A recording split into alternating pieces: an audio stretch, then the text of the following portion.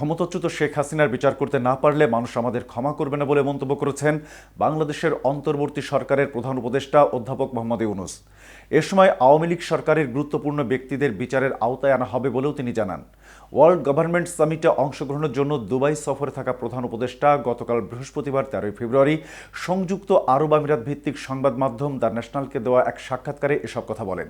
এই নিয়ে বিস্তারিত থাকছে প্রতিবেদনের বাকি অংশে। আর কেটিভি নিউজ 24 চ্যানেল থেকে আপনাদের সাথে আছে আমি শাহনেওয়াজ।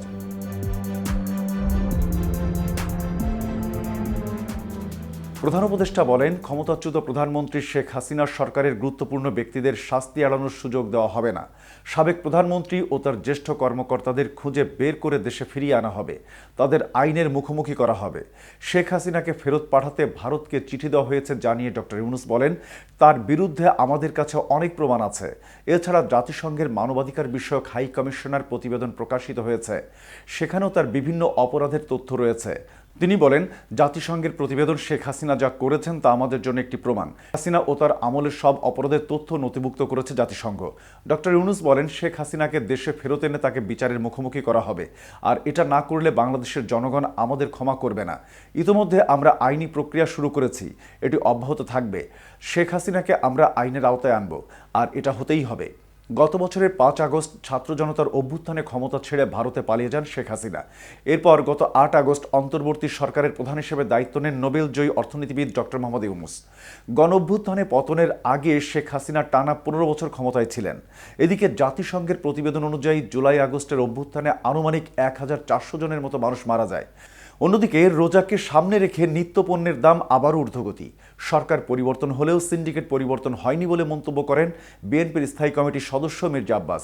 14 ফেব্রুয়ারি শুক্রবার দুপুরে রাজধানীর নয়াপল্টনে দলের কেন্দ্রীয় কার্যালয়ে ঢাকা মহানগর দক্ষিণ বিএনপির প্রাথমিক সদস্যপদ নবায়ন কার্যক্রমের উদ্বোধনী অনুষ্ঠানে এসব কথা বলেন তিনি।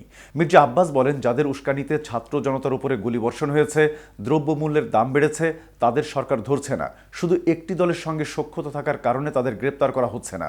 নির্বাচন প্রসঙ্গে তিনি বলেন, অন্তর্বর্তী সরকারের দেওয়ার সময়ে নির্বাচনের জন্য প্রস্তুত বিএনপি, তবে সরকারকে বিভ্রান্ত করতে নির্বাচন নিয়ে বিভিন্ন রাজনৈতিক দল নানামুখী বক্তব্য দিচ্ছে। এ সময় মির্জা আব্বাস বলেন, দলের নবায়ন করার ক্ষেত্রে সাবধান ও সচেতন হয়ে কাজ করা দরকার। যারা ফ্যাসিবাদ কিংবা অপকর্মের সঙ্গে জড়িত, তাদের দলের সদস্য করা যাবে না। দলের মধ্যে স্বার্থান্বেষী ও সুবিধাবাদী লোক রয়েছে, আমাদের হাজার হাজার লোকের প্রয়োজন নেই। 10 জন ভালো ও নিষ্ঠাবান কর্মী হলেই চলবে। তিনি বলেন, অন্য রাজনৈতিক দলের লোকজন ঋণ খেলাপি করলে তাদের বিরুদ্ধে ব্যবস্থা নেওয়া যাবে না, সব দোষ বিএনপির। অন্য রাজনৈতিক দল নিজের দোষ ঢাকতে গিয়ে বিএনপির নাম ব্যবহার করে দোষারোপ করছে, তাদের আর ছাড় দেওয়া যাবে না।